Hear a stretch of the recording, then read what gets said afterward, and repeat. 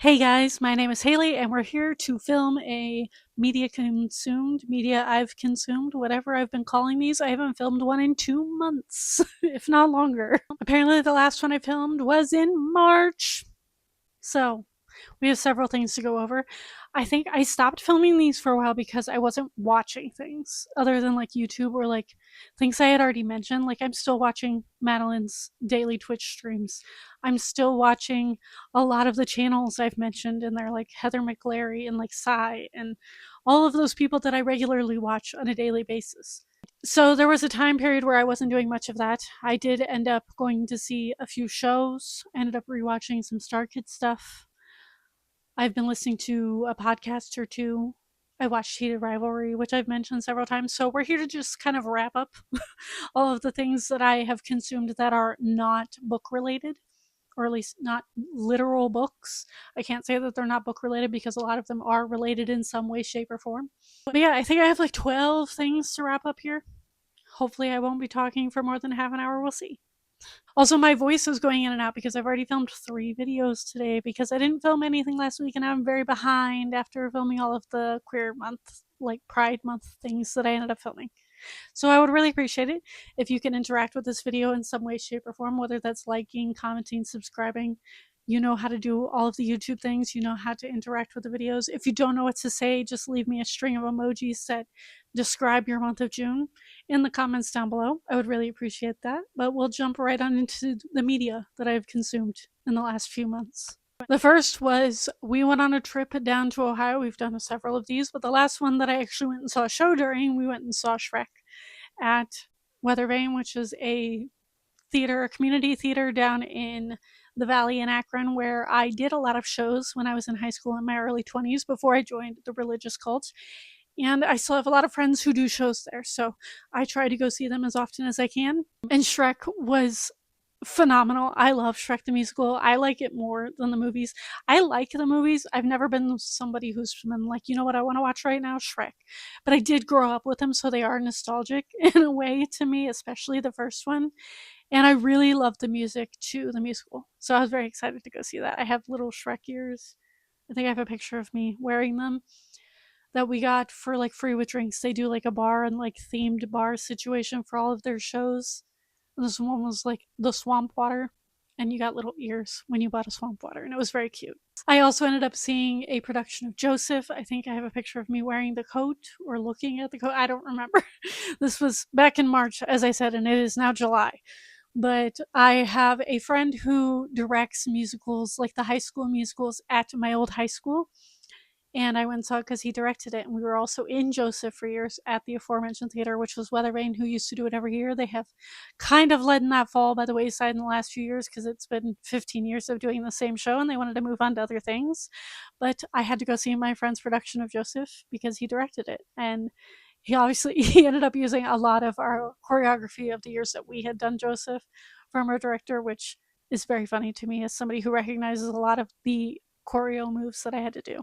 But all of the theater that I've been seeing in Ohio recently has made me want to move back there, which is a thing we are currently looking into.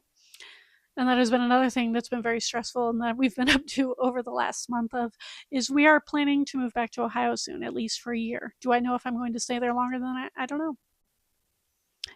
But the plan is to move back there for the time being.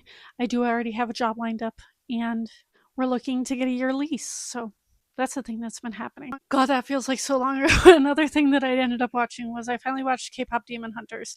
As somebody who has been hearing about this movie since it came out, I heard everybody enjoyed it. I heard it was very similar to actual K-pop, and that's why a lot of people like it because K-pop is very popular right now and has been for the last few years, in the years that I've been like kind of fallen off of it and I'm slowly dipping my toe back in. I really liked it. I think it is absolutely worth the hype that everybody gives it. And I just, the song Golden, I think it won the awards and everything for it. It's a great soundtrack. It was a very good movie. I enjoyed it. It had so many like little tidbits of actual K-pop fandom things in it for people who are familiar with K-pop. I feel like it's a good introduction to the fandom side of things, even though it is an American movie. And then I started doing a rewatch of like Starkid shows. I have like this story I tell myself about Nerdy Birds Must Die. The reason I have never I can't say never. I think I've seen it all the way through 3 times. But the thing is with the show is that I feel like the show is haunted. Do I actually believe in hauntings or ghosts? Not really.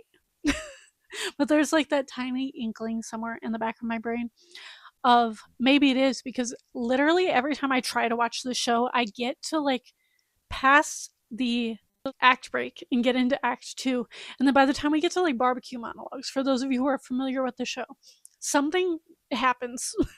Usually weather wise, or like the power goes out. Like there have been multiple times I've tried to do a rewatch of this in like the late afternoon, early evening. And like one of the last times I tried to rewatch it, we had a fucking derecho that knocked down the tree in my backyard in like Ohio. That was like one of the last times I tried to rewatch it. And now I don't know if it's just that I try to rewatch it in the spring or just storm season in general, but I swear I always have some sort of reason that I can't finish it. Or like one time the power went out and I was trying to like do a rewatch of it. I feel like the show's cursed, and I stand by that because I know the actual show that they did one of the weekends, I think it was the second weekend back in 2022, 2023, one of those 2 years, when they were performing this in LA, the theater flooded because LA is not built for the amount of rain they were having. And they never ended up finishing the show because the power went out twice while the people were in the theater for their show. And so there is a version of the show that existed with a specific audience where they never had the ending of Dirty Dudes Must Die. I will not spoil any more than that, but I always think about that whenever I watch this show, because something clearly was trying to stop them from finishing the show at that point too, because in barbecue monologues was when the power went out the first time in that showing of it. And so I do think the show is cursed in some way, whether it's by the Lords in Black or something else, I don't know. I did do this rewatch because we got the digital download, like pro shot release of Guy, which is the show me and my partner went and saw last year in LA with Starkid. I also really, really loved Kurt's documentary that he did for this, of like him filming everybody's thoughts on the remounts and how excited they were to be able to put on another show, and how like very cautious a lot of the like Starkid staff in general, like I know Matt Lang in particular was like, I don't think anybody's gonna watch this. Why would anybody want to watch a show that we've already done?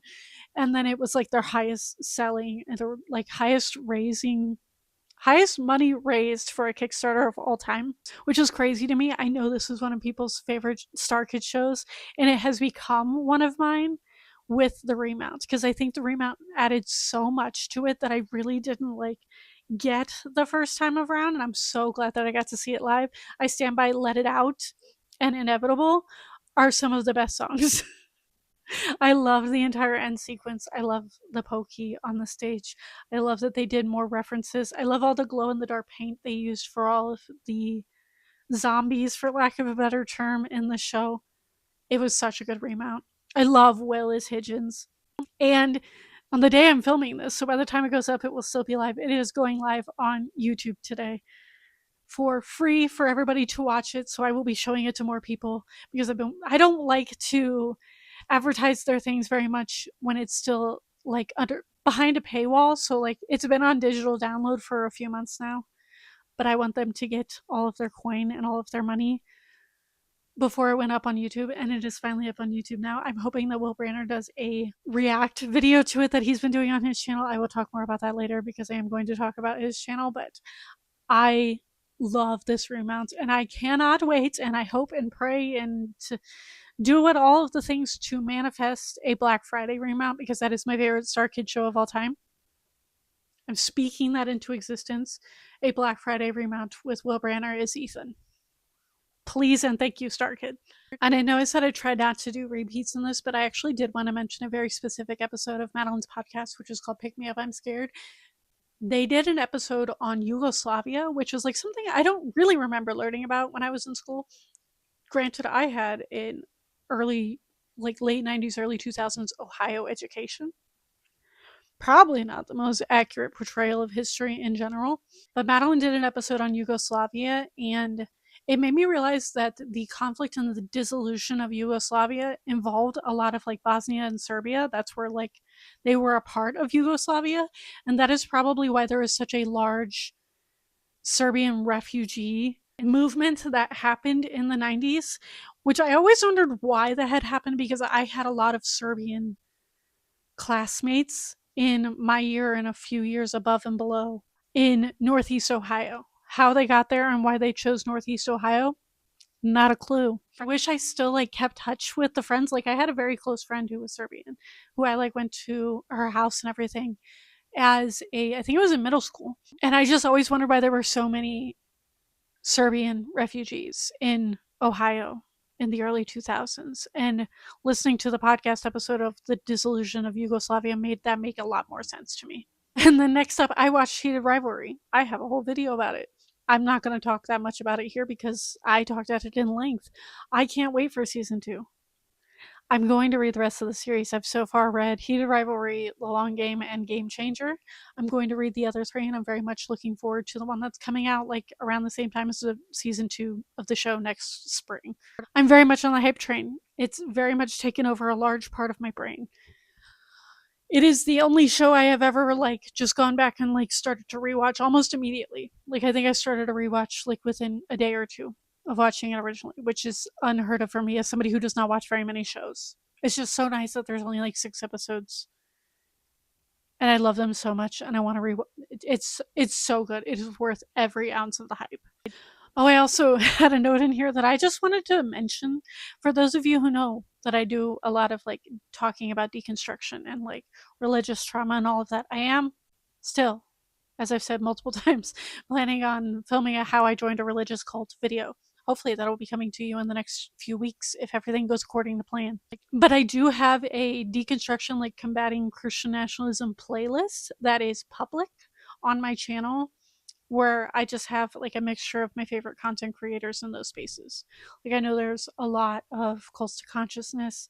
There's a lot of Cherie from The Cancelled Christian. There's a lot of Tim and April from the Tim and April Show, the New Evangelicals, several creators that I really enjoy and plan to make videos about, like my favorite deconstruction creators eventually once I film all of the other videos beforehand. But that is available on my channel if you're interested and want to learn more about deconstruction content from creators I enjoy. Then I ended up watching Project Hail Mary. I really enjoyed this. I liked it more than I liked the book. The book was like a solid 3.5 stars to me, and I think that's just Andy Weir in general for me because I gave The Martian a very similar rating, I think. But the highlight of this movie was Rocky. Rocky was fantastic. He was so much funnier in the movie, in my opinion. I also think Ryan Gosling did such a good job with playing Ryland. And there's like certain lines that Rocky says that have like imprinted themselves into my brain, like the amaze, amaze, amaze, like is like a part of my vocabulary now, as well as my favorite line was when he first gets into the ball and like comes over, if you've seen the movie, gets into the ball and comes over to the ship and he's like running around in his like little hamster ball and he's going, oh sorry, it is Rocky's first time in ball. It's like imprinted in my brain and I say it all the time now. I just think Rocky is the cutest thing on the planet. Or literally not the planet, I guess, in this case. I really enjoyed the movie. Then another podcast that I've been catching up on is James and Kurt's, Kurt Mega and James Tolbert from Starkids. They started a new podcast. It's called So What Are You Into? And they've been having a lot of really good discussions and conversations about not only the things that they're currently into, but just about like artistry and theater and like what it looks like to create in the age of AI. Or especially Kurt's been talking a lot about like creative burnout and how to like bring yourself out of it and find like the new spark for like your whatever it is that you're doing that is creative or your creative process. I really, really enjoyed their episode with Angela Giartana, who is also a member of Starkid. And Angela was talking a lot how like there's this thing where people are like really obsessed with people on the internet who just live super normal lives that are completely different from theirs. Like I think Angela's example of this was she likes watching this dad who like power washes his house or like does the daily chores at the house, and it's just like that is not something I ever experienced. Like I feel like we are so disconnected as a species from normal everyday like going out and having a human interaction because so much of our lives are like wrapped up in this little tiny box that is my phone and the internet and like algorithms and things that we're used to seeing, like TikTok algorithms were so in tune to us that a lot of people ended up down pipelines that they didn't necessarily want to be, and like that's being talked about more.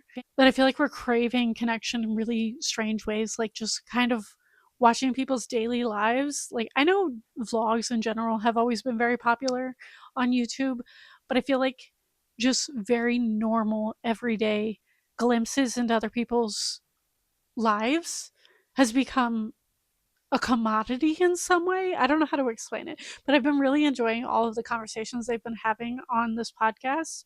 And so I highly recommend you go check it out if you have not already. Even if you're not fans of Starkid, I feel like Kurt and James do a good job of just covering a lot of things about artistry and theater and creative sides, whether it's from burnout or just like the way they go about their creative processes. I really enjoy the conversations they've been having.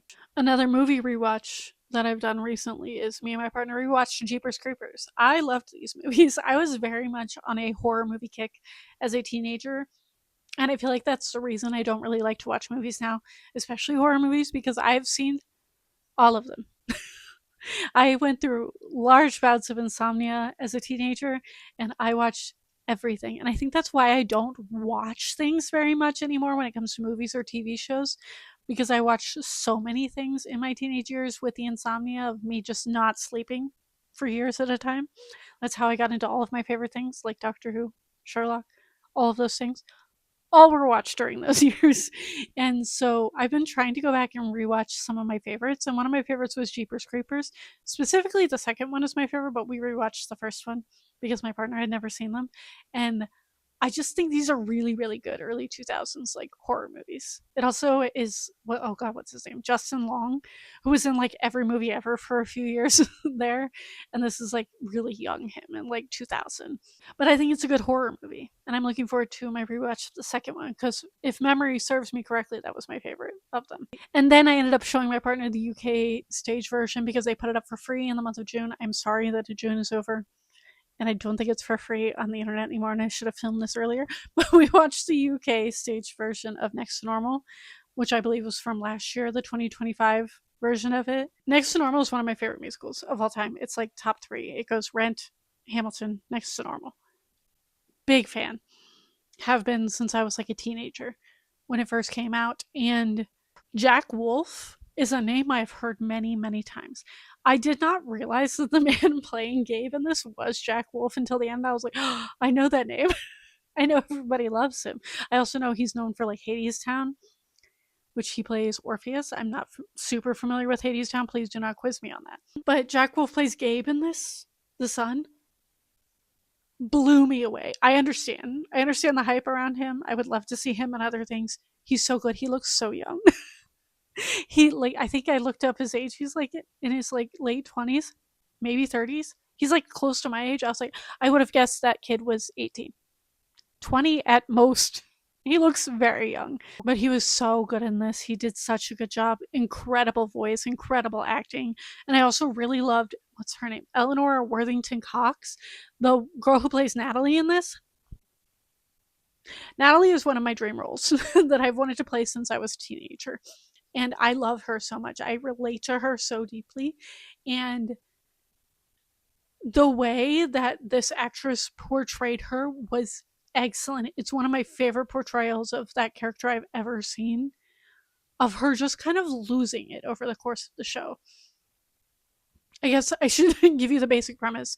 Next to Normal is the story of this family who is very dysfunctional and going through the process of dealing with the fact that the mother and the matriarch of the family is dealing with bipolar disorder. And it deals with a lot of mental health things, not necessarily in super realistic ways, but I do think it's an important portrayal of mental health, even if not everything is super accurate. Please do not use a musical as your guideline to actual mental health things, especially one from the early 2000s. Don't do that. But entertainment wise, I think it's a very excellent portrayal of a very dysfunctional family.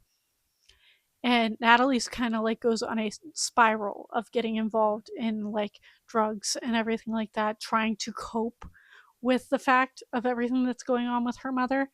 And I love Natalie's songs so much. Like Superboy and the Invisible Girl, dream song to sing on a stage. I want to play Natalie so badly. And that's what I think every single time I see a production of Next Normal, which isn't very often because it's a very difficult show to do, similar to Rent. That seems to be the theme with a lot of my favorite musicals, that nobody ever does them because they're hard to do in very small casts. I also loved the addition of the turntable that they used in this production, especially for the whole end scene where everybody's like staying on stage. Come on, ads. And the last thing I'm going to say about Next Normal, because I could talk about it all day long, is there's a bunch of scenes, without spoilers, there are a bunch of scenes with Gabe in Act 2 where he is like supposed to be distant. I'm really trying not to spoil anything. And they put him in the drum cage, which I thought was genius. If you know the storyline and what's actually happening in the scenes, they put him in the drum. It was so good. I was obsessed with the staging. I love a staging where like the band is on stage. Excellent production. I understand why everybody was raving about it last year. And I want to see those actors in so many other things so badly. And then back to Guy and Starkid, the UK digital ticket of Guy Who Didn't Like Musicals came out. We didn't know we were getting a digital ticket. I have a lot of mutuals who are Starkid fans, like long time Starkid fans, who went and saw the musical many times, who live in the UK, live in Europe in general, traveled there, went to most, if not all, of the shows. And I was watching all of their updates and I kept seeing things about Ivan. Is his name Ivan or Ivan? I've never heard anybody say it out loud. I'm sorry if I'm mispronouncing it. I'm going to assume that it's Ivan because there's a little thing over their name. I also don't know their pronouns, so I'm going to call them they. But it is the actor who portrayed Higgins on the West End, and it's like the joke with Higgins is that Higgins is too powerful and can never be played by the same person twice because there have now been, Nick, 5 different actors to play Higgins, whether it was through on the stages or Nightmare Time, and or even Workin' Boys. I love this show so much, but I was so excited to get the chance to see Ivan's Higgins. I had no idea we were going to get the chance to. I wanted to know what Anne Layton meant because I saw it everywhere for weeks. I also wanted to see glimpses of Joey going off the rails with improv the entire time he was over there that I kept seeing everybody tweet about. I really enjoyed it. I really liked Ivan's Higgins. I do think Will is my favorite by like a smidgen of my favorite Higgins of the 5 of them. Because yeah, we had Rob, we had Nick, we had Jeff, Will, and now Yvonne. So I really like Jeff's version too, but I think my favorite is Will's. I think he plays him so kookily, like actually feels like a kooky professor. But I really liked being able to see the London production of it and see the little differences here and there between the version they did in LA and the version they got to perform on the West End. The fact that Starkid has performed on the West End multiple times, but not only performed there, but did a full show performance for like a month is crazy to me as a longtime Starkid fan. I know I've said that multiple times, but that's crazy.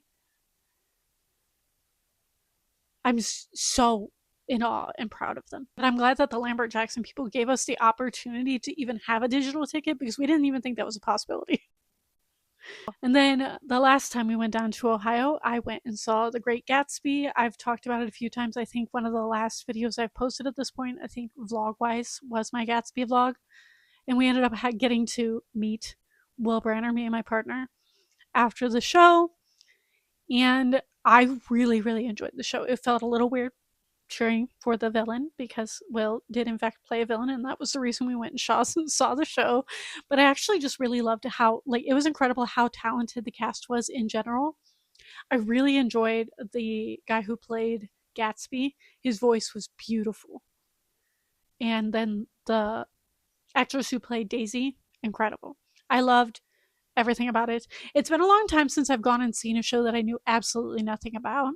And I like that opportunity when it comes up. I try to take it because I'd never heard any of the music from it. I didn't know anything about it besides the fact that Will was in it and that he'd showed a few of his castmates on his channel. But it was a very fun night. I'm glad that we got to meet Will. Will is the nicest human being on the planet. He's also one of the most talented people I feel like I've seen in several years, ever since I saw him perform in Nerdy Prudes as Max Jagerman. crazy. I posted my picture of meeting him on my Booktube like Instagram, and there's people going, I don't know what was more confusing, seeing somebody post Playhouse Square on my Booktube page, or the fact that Max Jagerman popped up on my book page. And I was like, is that a good thing or a bad thing? And they were like, yeah, it's a really cool thing. That's so cool that you got to meet him. And I was like, yeah, he's very kind. If you have the opportunity to go see Gatsby in your city, I know they're on tour for several more months. Please go see it. It's so good. It's so worth it. And then the last like random thing I'm going to talk about is one of the few things I've gotten into that is not technically media, but I'm going to talk about it anyway because I have no other space to talk about it. And that is, I've gotten back into crane games, like claw machines. Like, I think I have photos of me. We've gone several times. There's a place near here called Clawsome. If you're ever in Novi, Michigan, that I'm obsessed with. They're very helpful. The staff will like come move plushies and stuff for you. I went there for my birthday, so if you saw my birthday vlog, you've already heard me talk about this. And it has taken me down a rabbit hole of crane machines and claw games, which I was very, very good at as a child. I was a kid who had like 300 plus stuffed animals, and a large portion of those I had won in crane games because I learned the trick to winning crane games that works more than you would think. And so a crane claw machine hates to see me coming. And there was one in my local Kmart as a small child in which they were so sick of me because I kept winning plushies out of it, and they had to refill it very often because anytime I came down there I won like at least 3. And so I've been loving going to Clawsome, but we also found an arcade in a giant ass mall up here that's like north of where I am, and they had an arcade, and a large portion of the arcade was claw machines. And so I played several of them. Did I lose a lot of money? Yes, I'm not going to talk about it. They have the thing where if you've been in a lot of arcades, if you know the trick to crane games, they're kind of easy to win.